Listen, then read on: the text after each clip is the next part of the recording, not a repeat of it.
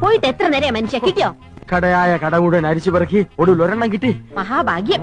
എന്റെ എന്തു വെറുതെ കടച്ചവണയൊക്കെ വാരിത്തേച്ച് ഉള്ള ചന്തം കൂടി കളയണ്ട. അസൂയ എല്ലാവർക്കും തോന്നും.